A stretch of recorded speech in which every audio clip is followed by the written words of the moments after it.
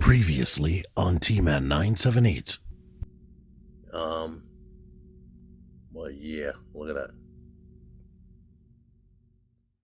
T-Man 978 Chill Review.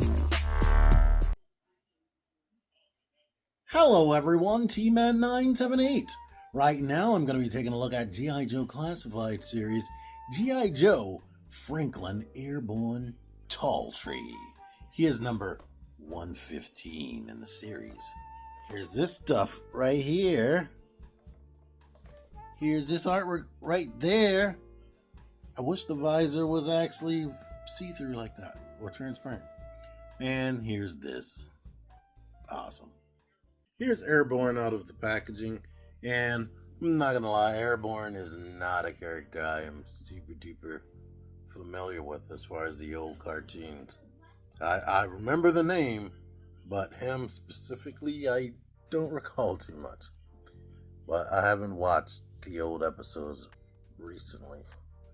Not all the way through. Every time I see them on YouTube, because they're doing like a live stream, it's always the same episode over and over again. But anywho, I pretty much have all of his accessories on him except this goggle thing right here. I guess this is when his goggles are like covered up and just put on top of the helmet instead of him wearing them on his face like he's doing right now. And let's look at that right here. He has on this pilot helmet right there, and of course this can come off and sit right here, and you can bring it forward more over his eyes if you want. I'll show what it looks like without the visor as well, or you could just take it off. He has this knife right here. It's not painted, it's just black plastic. He has this backpack that looks crazy familiar because it's the same thing as Duke. It's funny that in the same months that this is released, it's funny that they gave him the same backpack. He has this gun right here. The silencer or suppressor is removable, and the actual magazine is removable. And you have this pistol right here. You can't put blast effects on there, but if you put this suppressor on there, and I would imagine he could only use one at once anyway. It has the blast effect port right there, and I have one sitting here, so let's demonstrate that. This came with a different figure. Buy everything, everybody. The suppressor, just like Snake Eyes, can fit right there in the holster. This isn't the same holster that Snake Eyes has because it's actually attached to this right here. So you could tell this is like his whole parachute gear. The whole vest is connected to this belt, which is wrapped around his waist, which is connected to these belts around his legs. So it's all one big cohesive unit. Here he is without the helmet, with the goggles on, looking like an old school G.I. Joe action figure, one of the 12-inch, that face sculpt anyway. He looks just like generic doll man. And you can take this off, and he still looks like generic doll man. So maybe he should have been in one of the retro waves, because this is definitely an old school head sculpt right there. But let's show you him with the helmet on without the goggles. Let's show him with the helmet on with this.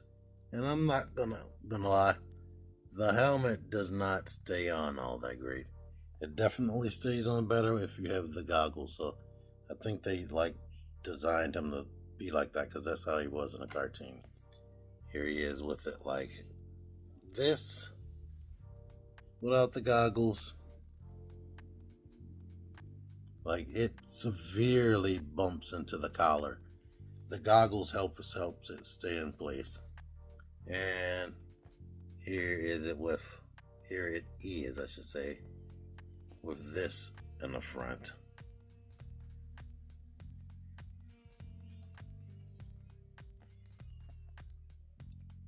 Right there. And you see the straps are painted brown. And it starts in the back down there. But let's take all that off. He has this detail right here on his shoulder. He has the elbow pads painted. It breaks up when you bend the elbow, unfortunately, if you care. Not a lot of detail down here besides the paint on the knee pads. And looking at these boots and the pants, I believe these are the same legs, maybe even lower body from Snow Job. The upper torso is definitely different. Could be the same arms, but I'm lazy. I don't feel like going to get that figure. I know the upper torso is definitely different because it's just a regular ab crunch under there with the hinge. And Snow Job didn't have that. And he had like a bigger body. Articulation. The head can actually look up a lot, all things considered. Maybe they gave him the new... Let's see. No, he doesn't have that cutout that Quick Kick has. But it still can look up regardless. The head can tilt left and right. You can rotate. The base of the neck can move. Base of the neck can move back. You move to the side and rotate. The shoulders go up more than 90. Rotate. There is a butterfly joint in there, but it is not great at all. Swivel. Double elbow.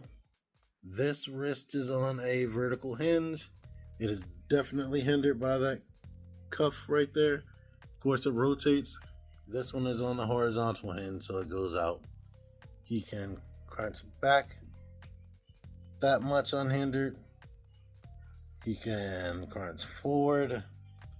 He can rotate enough, I guess. But it can tilt a little bit. It should be able to be used to be rocking forward, but that seems tight. The hips do drop. The legs go up unhindered regardless of the belts right there. It can come back some. Can go out to the side all the way. Swivel right there. Pinless double knee. These knees are tight AF. You can kick yourself in the back. You got ankle swivel. The foot goes back that much. The foot comes forward a lot. And you get ankle pivot. Alright, here's all the comparison you're going to get. And yeah. Airborne. He's gonna go good with the Dragonfly helicopter when they come out, or when it comes out. So that's a positive thing. But outside of that, kind of boring to me because I don't have like any connection with him. Like I was saying, the helmet is kind of annoying. When I was first messing with it, I don't remember it being so annoying. But it is. But he is a G.I. Joe classified series figure, so he is excellently posable for the most part, besides this vest hinders a lot more than some of the other people that have vests. And he does come with 2 different guns and a knife and a backpack and a bunch of helmet varieties, so that is good. But yeah.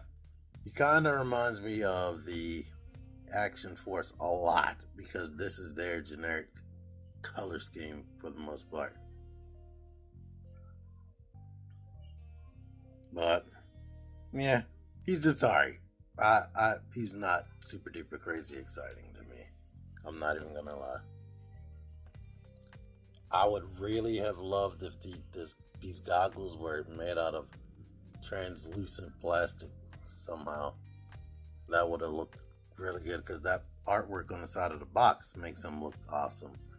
But right here, it's just boring to me. But anyway, I'm gonna end this.